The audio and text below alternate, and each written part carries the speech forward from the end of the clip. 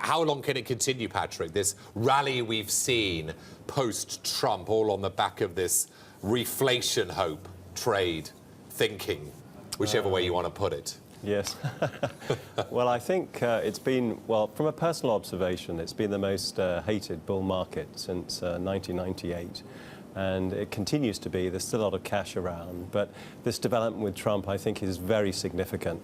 All year we've been talking about how equities yielded more than bonds.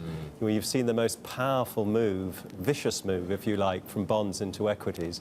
Equities is now flipped and they yield more now, in fact, than equities.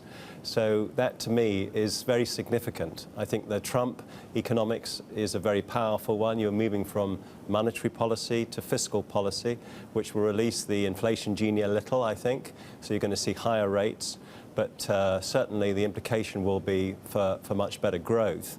And if that's the case, that favors the cyclical companies, the value companies. Which brings us to this chart, your favourite chart. We made it up just for Patrick. Why do you love this chart so much? It goes back to 2004. This is essentially value versus growth. That's the white line, and the blue line is the 10-year yield. Correct, yes. Well, I think it's very significant in so much in a deflationary environment. Basically, growth has been outperforming value since 2006. So for the last 10 years, growth has been outperforming. And good quality growth, you know, lots of very, very bright people, brighter than me this year, have been buying quality growth. But they're being crushed now by the value trade, you know, the mining stocks, the bank stocks, the oil stocks.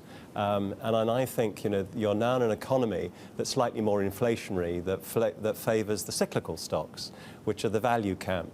So the pain trade, you know, everybody's looking. You know, people talk about the RSI. I saw that earlier in the week about Bloomberg saying the financials are overvalued, the oils are overvalued, the industrials are overvalued, the materials are overvalued. That is the pain trade to me. I think you're going to continue to see small sell-offs to be actually met with large buying pressure. So to me, that's where the surprise, this trade, I think, of value stocks will continue, in my humble opinion. Patrick, there's one cyclical group that definitely falls more into the growth category, most of it, and that's technology, which you haven't mentioned. And it's also a group that hasn't done as well as the others since the election. What do you make of the growth prospects, both for the industry and for the stocks? How will they perform under a Trump presidency? Yeah, I think that's a very good question. I mean, the reason technology and the big FANG stocks have been under pressure is because the discounted cash flows and higher interest rates obviously, you know, bring down the ultimate values of those stocks. But, you know, they have been under pressure. They are coming back. I think valuations, maybe multiples stay, and the earnings will actually have to obviously cycle through.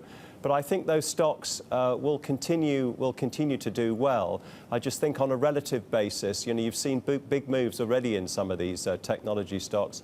I'm just saying on a relative basis, I think the outperformance will remain with the value stocks. I do still think tech is a good place to be, picking your spots, and you can still get value tech over basically growth.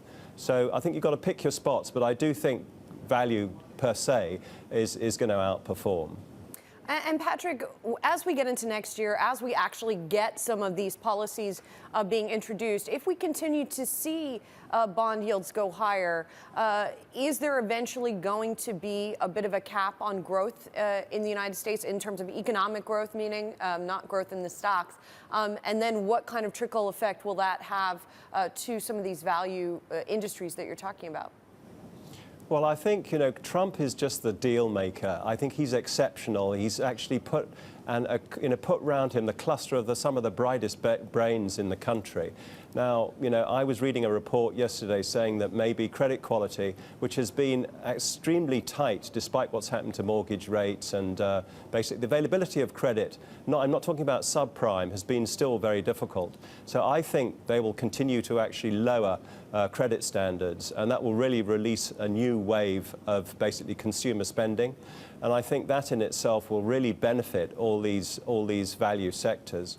So I do expect growth 2, 3, even plus to come next year, which will be very beneficial for those areas. And as I say, the majority of people that I speak to are underweight those areas, and it's the pain trade.